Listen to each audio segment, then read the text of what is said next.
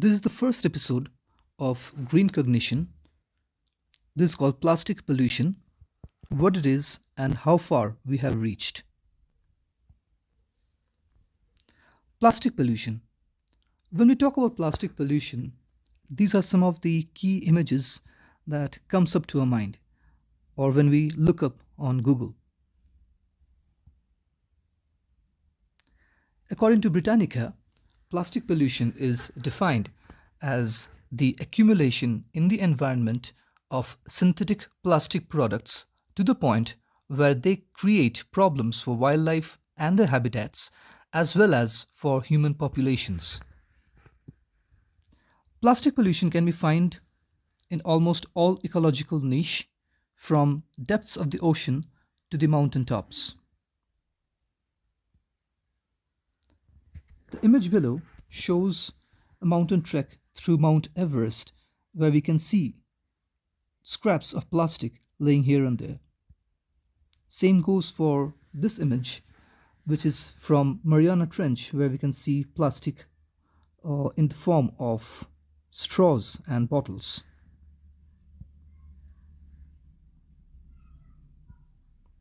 The sources of data that we have used for this paper includes paper from United Nations Environment, the National Geographic Channel, Our World in Data,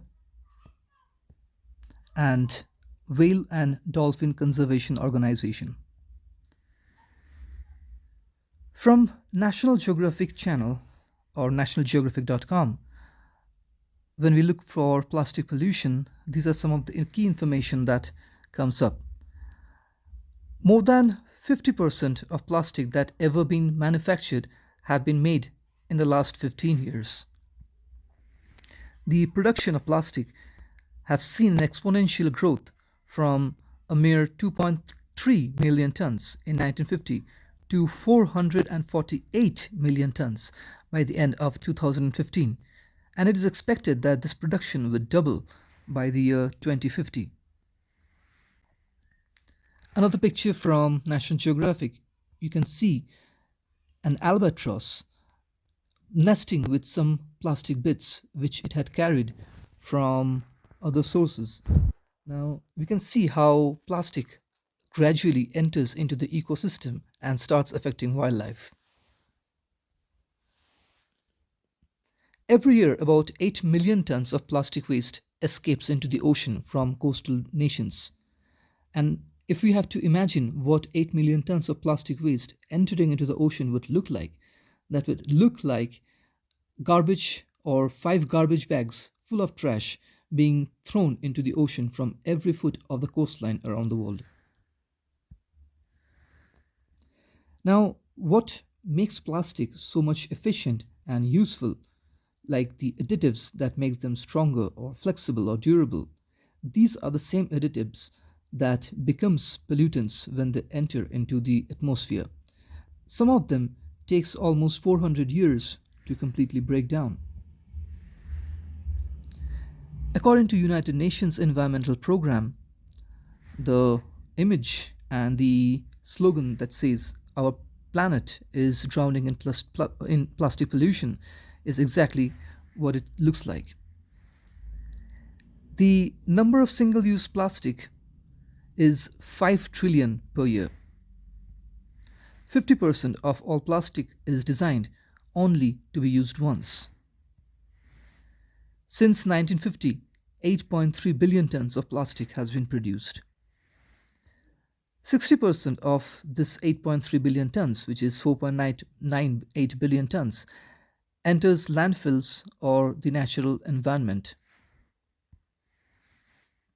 Now, what does 8 billion tons look like?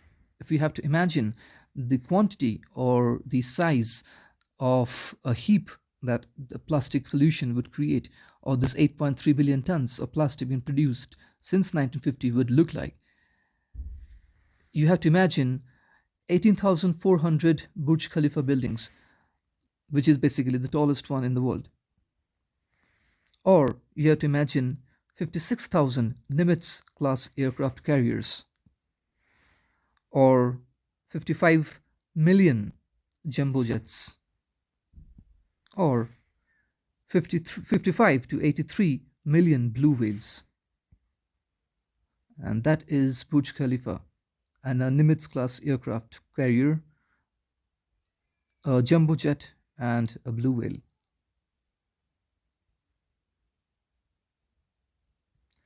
The most common types of single use plastics. These are PET, HDPE, LDPE, PP, PS, EPS.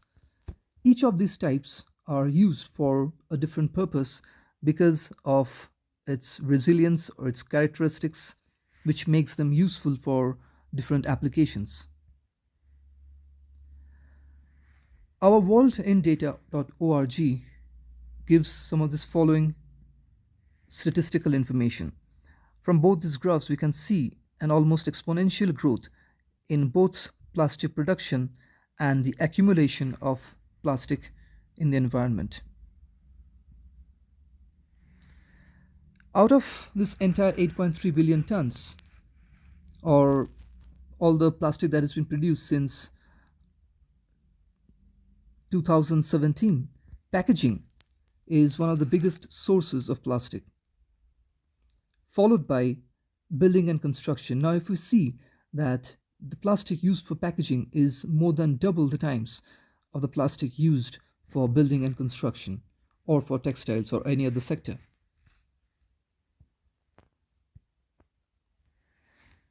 This diagram shows the path through which the plastic enters the oceans, from its production to its usage, and finally through waste it enters into the oceans, which amounts to almost 10,000 to 100,000 tons. According to Dolphin Conservation Project, there are certain evidences of plastic harming the wildlife. The plastic that enters into the ocean often are found within the bodies of large animals like whales or porpoises, etc. This diagram shows different incidents where beached animals were found with plastic inside their body.